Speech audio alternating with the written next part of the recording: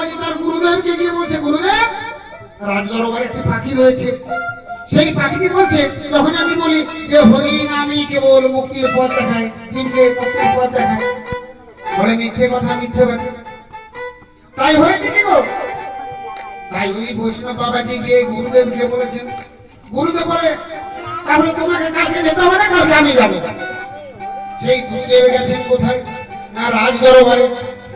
সেই হরিনাম হরিধ্বনি চলছে, হরিধ্বনির শেষে বলছেন এই কলির জীবকে একমাত্র হরি নামে মুক্তি দিতে পারে, এই কলির জীবকে একমাত্র হরি নামে মুক্তি দিতে পারে। বলে মিথ্যে কথা, মিথ্যে বাদী।